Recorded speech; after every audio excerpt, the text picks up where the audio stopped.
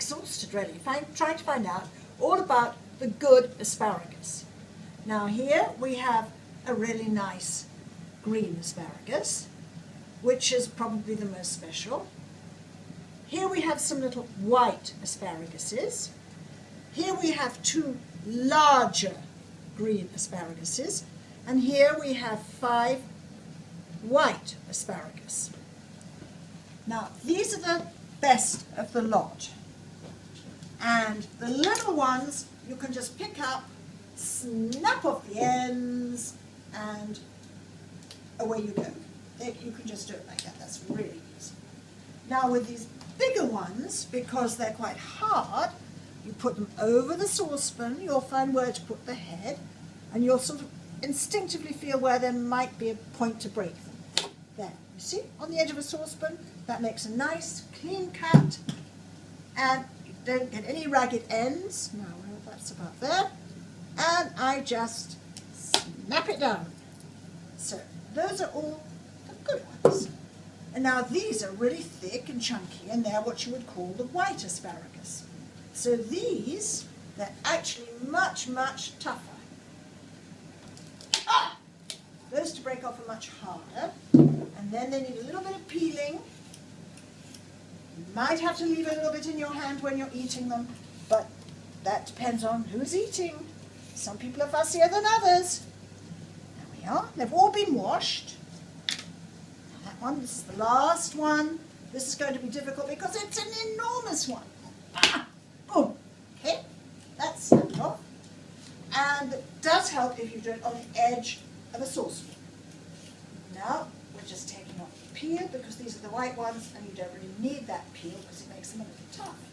And also the peel gives a slightly earthier flavour. Now we're going to put the, unfortunately I don't have a correct asparagus pot, because we should have a proper steamer. We should have the bundles wrapped like that with string and stuck into a pot which is sticking up in the middle, and so just the bottoms get cooked and the flowers at the top get cooked in the steam. But unfortunately I don't have that. I'm dropping those into salted water, but we don't eat salt in this household because we believe it's not too good for us, so I put in some omega salt and some spiced salt from the health shop. Now we bring those to the boil very quickly. Now in here, this I've salted a little bit with pink Himalayan salt, which is supposed to be much better for your health. And we're going to put these very special ones, the white ones because they're so thick, in here on their own, because I think they're going to take a little longer to cook. Very luckily, they're just the right size to go in the pan. Now when those have come up to the boil, I will add these funny little ones, little white ones, and the little green ones, and those will take no time at all to cook because they're so small. For all asparagus, as far as I'm concerned, vary. But I will have a knife and I will test regularly, and then when I find they're cooked, I take them out of the water and I put them onto kitchen paper just so they drain off a little bit, because they're very hot when you get them out of there. So let's just wait now for everything to come to the boil. Personally, I find that the less time they're in the water, the better the flavour, and particularly the better the colour. And I don't put any bicarbonate of soda or anything like that to keep them a good colour. I just do it all naturally. So when these are done, I'll take them out. At the moment, they don't look ready. These still haven't come to the boil. See how they're changing colour? See how they're changing colour? So they're not cooked yet. They're not yet cooked because you know what it's like? It's like cooking spaghetti. Al dente, not al dente. Broccoli, mush, or al dente. All of these things in the kitchen are difficult. Oh, and the worst one, green beans. Because you want them green, you don't want them brown. So there you go. Good luck. Now here I have these funny little thinny skinny ones, which sometimes can come from Chile, Peru, or at all times of the year. And they're very reasonable, and they taste good. So I'm putting those in now because they won't take long to cook. But those actually didn't come from Peru. They came from Saint-Jean-de-Gare in the Cevennes. And these came also from Saint-Jean-de-Gare in the Cevennes. As did my thick, chunky white ones. Oh, this is not going fast.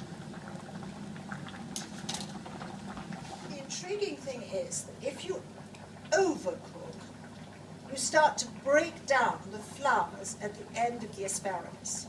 And that you do not want to do because that's where the most taste is. So, if your ends are a little bit tough, it's not too important. Now, if you're like me, you take one out, praying that they're not overcooked, because you're going to taste it to see whether it's ready to eat. It's a little hot, but little hot.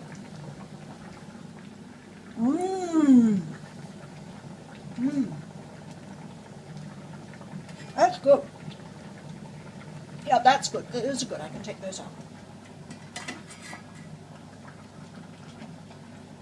Yeah. Those can come out.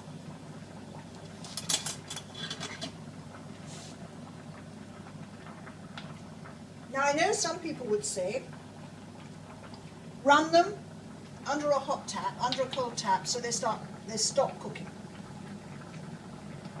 But I think it's nice if you've still got a little tiny bit of warmth left in them. And you see the flowers those flowers are already slightly overcooked. Those are perfect spears.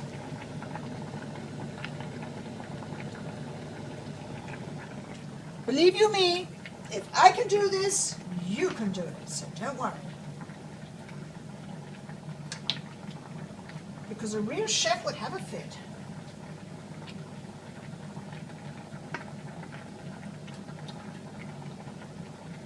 Look at the colour. Just look at the colour. Isn't it beautiful?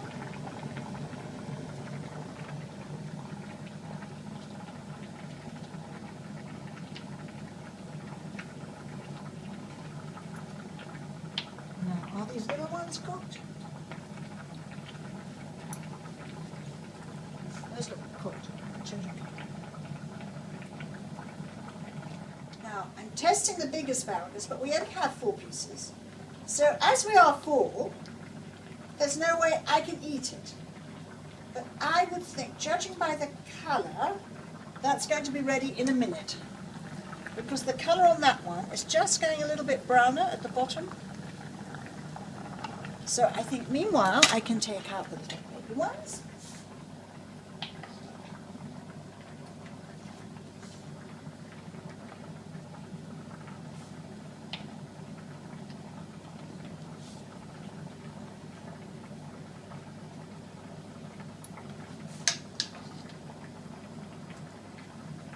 Let's hope, because they just might want a tiny bit more cooking, they're going to do it sitting there. But if I run them under cold water, that wouldn't be the case. We're just having a family meal, not a dinner party, so we're just going to leave them all very simple and enjoy them like that. Then, of course, with all the tips that I've cut off, I should really make an asparagus soup.